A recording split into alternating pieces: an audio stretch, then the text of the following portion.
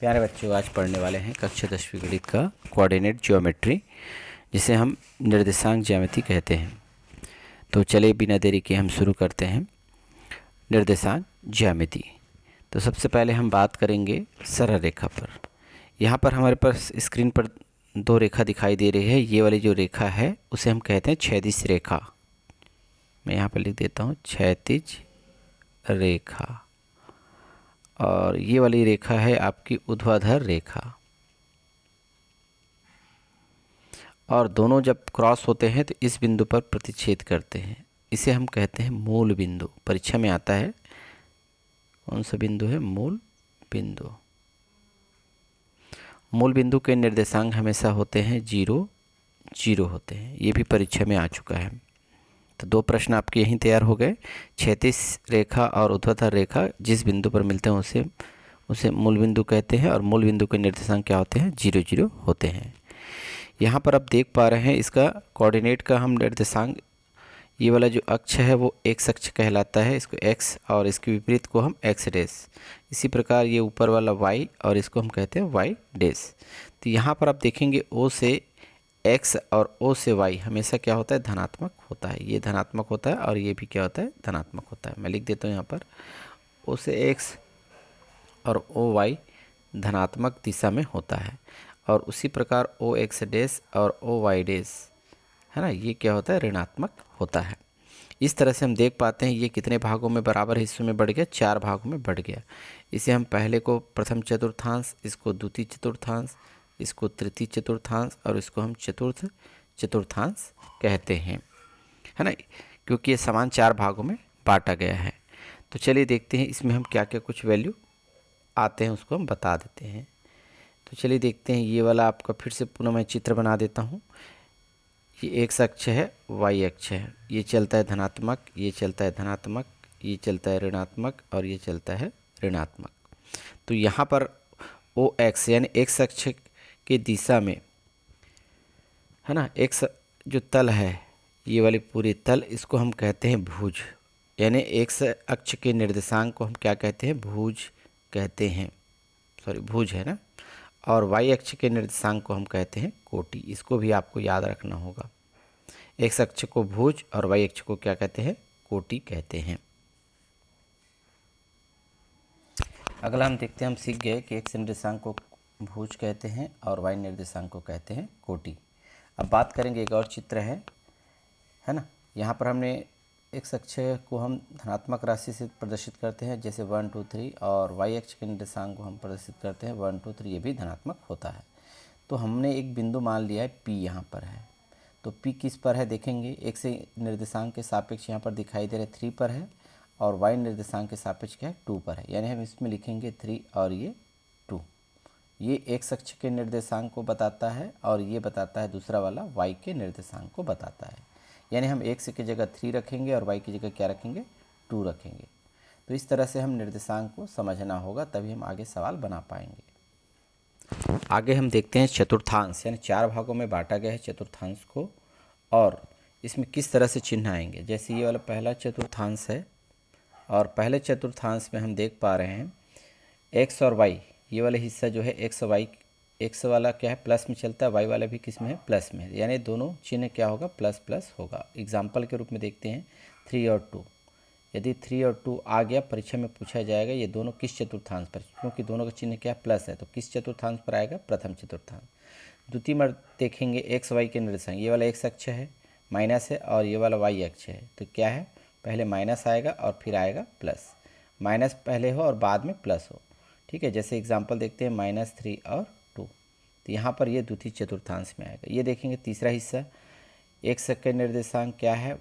Minus है, और Y के निर्देशांक क्या है? माइनस। दोनों माइनस ही है, इन्हीं के बीच में तृतीय चतुर्थांश है। तो यहाँ पर दोनों क्या होने चाहिए? माइनस होने चाहिए। एग्जाम्पल देखते हैं -3 -2, ये आ गया। चतुर्थ में देखेंगे ये वाले पार्ट में, और ये एक्स अक्ष है यानी पहले प्लस आना चाहिए, फिर ये वाई अक्ष के बीच में है, ये माइनस में है, यानी पहले प्लस फिर माइनस। जैसे एग्जाम्पल देखते हैं 3 और ये -2। तो ये आ गया चतुर्थ चतुर्थांश। इस तरह के प्रश्न जो है परीक्षा में प्रायः हर साल पूछे जाते हैं। तो आपका 1 नंबर का प्रश्न यहाँ से तैयार होगा। जैसे एग्जाम्पल और देख लेते हैं, है ना, अभ्यास के लिए। जैसे मैं लिखता हूँ 4 - 3 किस चतुर्थांश में होगा, तो देखें पहले प्लस फिर माइनस, तो प्लस माइनस किस में है, यदि यहाँ पर है यानी चतुर्थांश होगा। दूसरा देखते हैं, यदि -3 और -3 तो बताइए किस चतुर्थांश में आएगा, चूँकि दोनों माइनस है तो तृतीय चतुर्थांश होगा। एक और प्रश्न लेते हैं, जैसे लेते हैं 1 और 2 तो दोनों धनात्मक है तो किस चतुर्थांश में आएगा, फर्स्ट में आएगा। ठीक है, एक और प्रश्न लेते हैं, जैसे -4 और 2 तो देखो पहले माइनस है फिर बाद में प्लस है, तो ये किस चतुर्थांश में है, द्वितीय चतुर्थांश में है। तो इस तरह से प्रश्न तैयार कर सकते, 1 नंबर के लिए ये प्रश्न अधिकांशतः पूछे जाते हैं। चलिए हम शुरू करते हैं प्रश्नावली 1। पहला प्रश्न दिया हुआ है, दिए गए बिंदु, ये 4 बिंदु अलग अलग दिए गए हैं, उन्हें समतल पटल में दिखाना है और किस चतुर्थांश में यह बताना है। चलिए देखते हैं, पहला है 3 4। 3 4 कहाँ पर आएगा, ये x के निर्देशांक कहलाते हैं, दूसरा y के निर्देशांक। चूँकि दोनों धनात्मक है तो किस में आएगा, प्रथम चतुर्थांश में, तो यहाँ उत्तर लिखेंगे प्रथम चतुर्थांश। अब इसको प्रदर्शित भी करना है 3, तो देखेंगे x का 3 1 2 3, x वाला ये 3 यहाँ पर है, y पर देखें 4, y 1 2 3 4 पॉजिटिव वाला, तो दोनों कहाँ पर मिलेगा, ये y वाला 4 और x वाला यहाँ पर, तो इस बिंदु पर मिलेगा, तो इसे हम दर्शाएंगे 3 और 4, और ये प्रथम चतुर्थांश में। द्वितीय है -5 और 6, यानी x का निर्देशांक है, x में चलते माइनस वाला, x का प्लस ये है, x का माइनस ये है, तो x का -5 तो यहाँ पर आएगा x का -5। अब देखेंगे y का 6 से ये वाला आएगा, तो दोनों को मिलाएंगे, यहाँ पर देखो ये वाला और ये वाला, तो इस बिंदु पर प्रतिच्छेद करेगा यहाँ पर, तो इसे हम लिख देंगे यहाँ पर -5 और 6 इस तरह से। तो किस चतुर्थांश पर दिख रहा है, ये द्वितीय चतुर्थांश।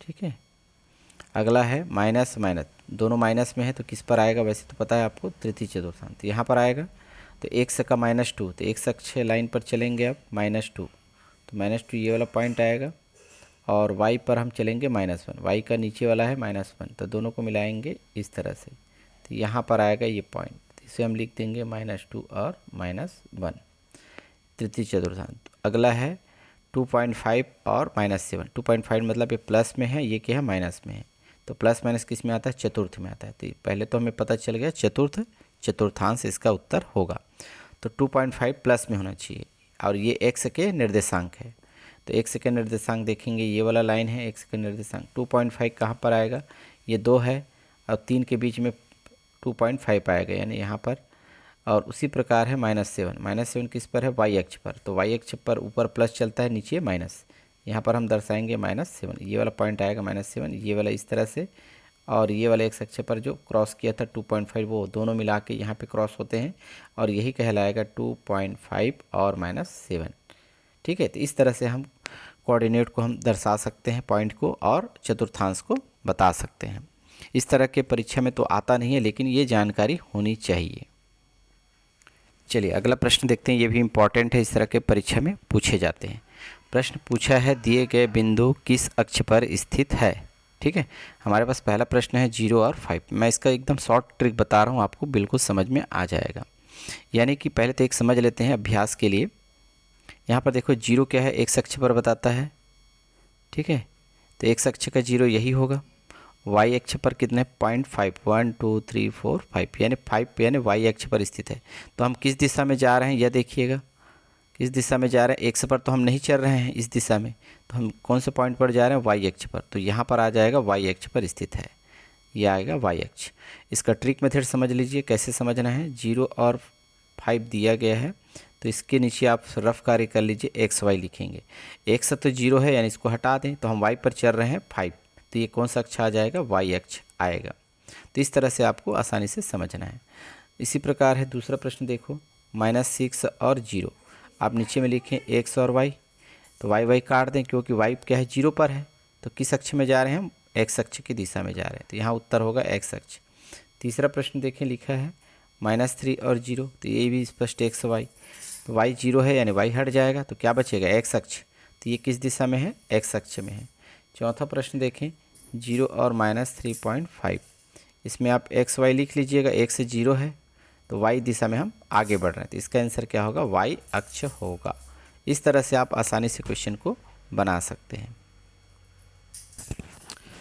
अब अगला प्रश्न देखते हैं, रिक्त स्थान की पूर्ति कीजिए। ये बहुत ही इंपॉर्टेंट है, ध्यान से समझेंगे। पहला दिया बिंदु -4 और -7 किस चतुर्थांश में है। चतुर्थांश के बारे में अभी पढ़े थे, दोनों माइनस है, दोनों माइनस है तो क्या होगा, तृतीय चतुर्थांश होगा। ये आपको लिखना है। अगला प्रश्न है, एक्स अक्ष में स्थित y निर्देशांक क्या होगा। पहले प्रश्न को समझ लें। हम एक्स अक्ष पर है, मान लेते हैं उदाहरण के लिए इस तरह से एग्जाम्पल है ना। मैं थोड़ा कलर चेंज कर दूं। ये वाला एक्स है, ये वाला y है। मैं ये तो मूल बिंदु 0 है, मैं एक्स अक्ष पर कहीं पर हूँ, किसी बिंदु पर, यहाँ पर एक्स अक्ष में, तो उस स्थिति में y पर मैं नहीं हूँ, है ना। y अक्ष पर मैं नहीं हूँ तो y का निर्देशांक हमेशा क्या होगा, 0 होगा।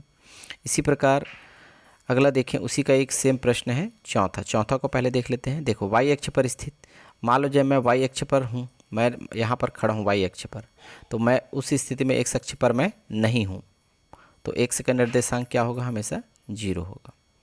अगला है देखिए, निर्देशांक समतल पर दोनों अक्ष परस्पर खाली स्थान होते हैं। दोनों अक्ष की बात हो रही, देखो x अक्ष और ये y अक्ष, तो यहाँ पर दोनों अक्ष क्या होते हैं, 90 अंश का आपस में क्रॉस होते हैं, तो 90 अंश को क्या बोलते हैं, लंब बोलते हैं। परस्पर क्या हो जाएंगे, लंब होते हैं, ठीक है, लंबवत, यानी 90 अंश का कोण बनता है, लंबवत।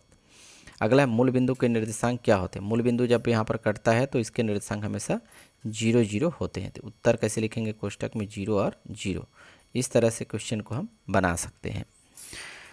तो वीडियो अच्छा लगे तो आप इसे लाइक और अपने दोस्तों के साथ शेयर करें, और अगले टॉपिक में हम पढ़ेंगे प्रश्नावली 2 का प्रश्न। तब तक के लिए धन्यवाद।